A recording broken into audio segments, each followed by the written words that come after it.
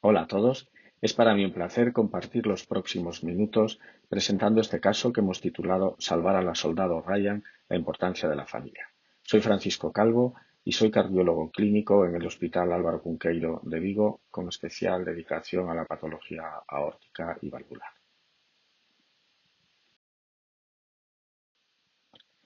El caso que presento es el de un varón de 29 años en seguimiento por antecedentes familiares de disección aórtica.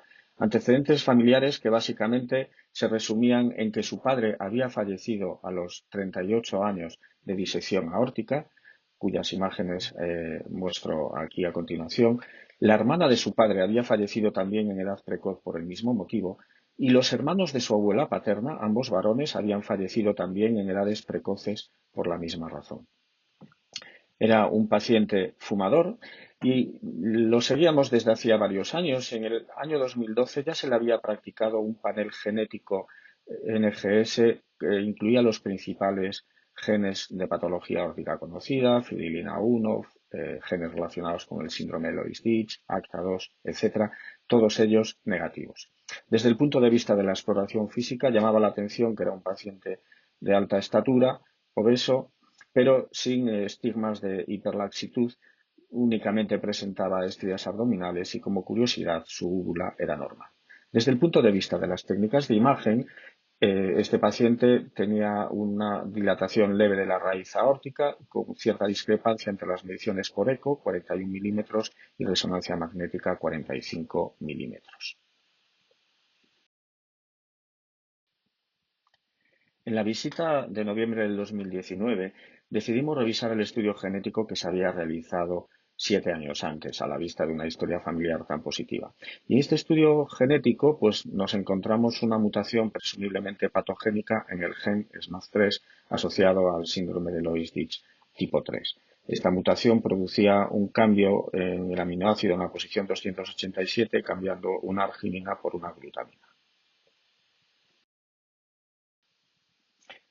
Con esta información analizamos las dimensiones actuales de la aorta mediante las técnicas de imagen multimodalidad.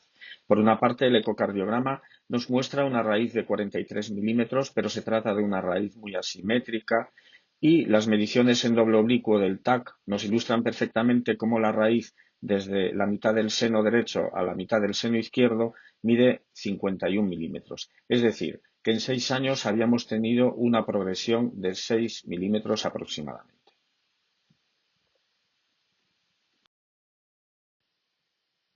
Con estos datos, una raíz muy dilatada de más de 50 milímetros y el diagnóstico de síndrome de Loeys-Dietz tipo 3, tomamos la primera decisión, que fue la indicación de cirugía reparadora de la raíz aórtica. Se realizó mediante una técnica de Davis y el resultado inmediato de la intervención mediante ecocardiograma transesofágico fue excelente, con una altura de coaptación de más de 5 milímetros y sin insuficiencia aórtica residual.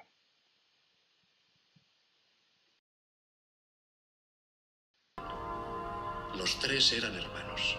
Acabo de enterarme de que esta tarde su madre recibirá los 3 telegramas.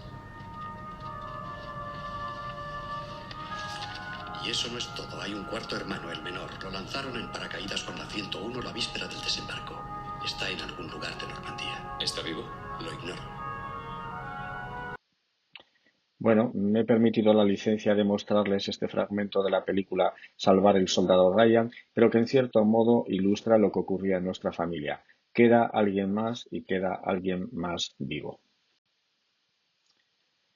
Y efectivamente, en esta familia pues quedaba su abuela paterna, cuyos dos hermanos habían fallecido precozmente y que había perdido a dos de sus cuatro hijos. Sería, pues, por tanto, nuestra soldado Ryan particular. Nuestra segunda decisión, por tanto, fue rescatar a nuestra soldado Ryan particular, que era una mujer de 74 años, hipertensa en tratamiento con irbesartán, pertenecía a otro área sanitaria y en el primer ecocardiograma que le practicamos tenía una raíz aórtica muy dilatada de 52 milímetros con insuficiencia aórtica de grado moderado.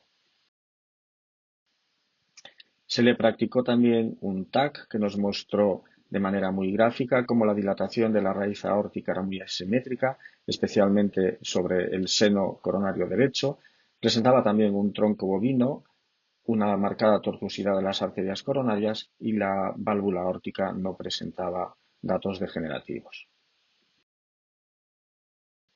Con todo ello, indicamos también una cirugía de la raíz aórtica según técnica de David, que se practicó sin complicaciones y con un resultado excelente, como nos muestran las imágenes del ecocardiograma intraoperatorio.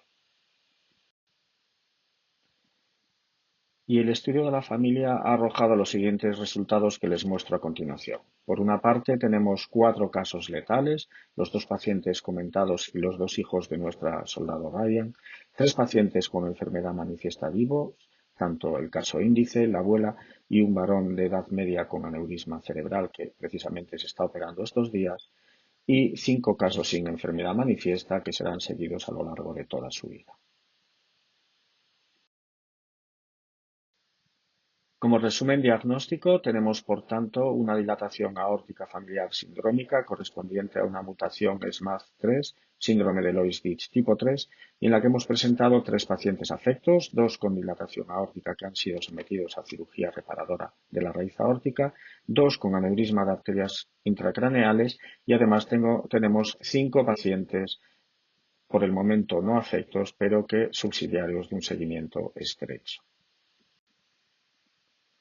En cuanto a la evolución de nuestro caso índice 5 años después de la intervención, pues comentarles que permanece asintomático, que no fuma, que su presión arterial está controlada con losartán y bisoprolol, que ha tenido que cambiar de trabajo por las condiciones especiales de su trabajo previo. El resultado de la intervención quirúrgica sobre la válvula es excelente, continúa sin insuficiencia aórtica y los diámetros de la aorta nativa a todos los niveles continúan siendo normales. Sin embargo, como parte de la exploración de afectación de otros territorios, pues hemos encontrado un aneurisma de la subdivisión anterior de la cerebral media izquierda que está en seguimiento estrecho por el equipo neuroquirúrgico. Como mensajes finales, querría hacer en primer lugar una breve mención al síndrome de Loeys-Dietz tipo 3.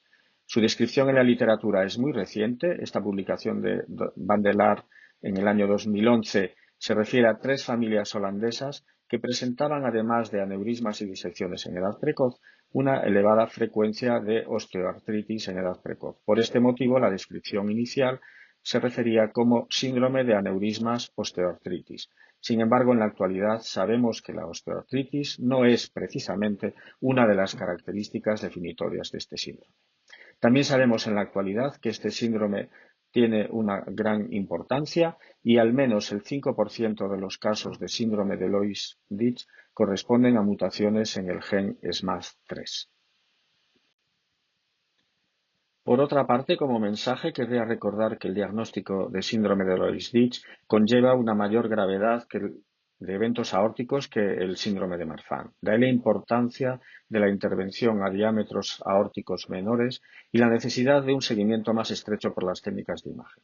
Recordar que en el caso de nuestros pacientes, por las circunstancias especiales, las indicaciones quirúrgicas se realizaron a diámetros superiores a los actualmente recomendados. Por último, querría incluir también como mensajes finales algunos conceptos que creo quedan suficientemente ilustrados. Por una parte, y en primer lugar, la importancia de detenerse en realizar una buena historia clínica y muy en especial de disponer de unos buenos antecedentes familiares.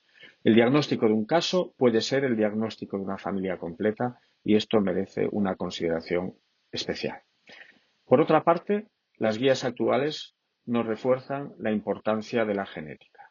Es de utilidad indudable en muchas ocasiones, nos va a aclarar muchas dudas y, por otra parte, recordar la necesidad de reevaluar los resultados de los test genéticos con el tiempo, como hemos realizado en el caso actual.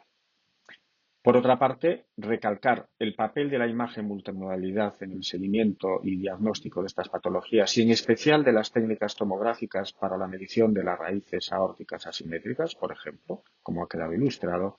Y por último, recordar que la afectación extraaórtica puede ser relevante en el síndrome de Loeys-Dietz y que no es una afectación exclusiva de la aorta, sino que, como en el caso que hemos presentado, la afectación de vasos intracraneales puede tener también su relevancia. Muchas gracias por su atención. Un saludo.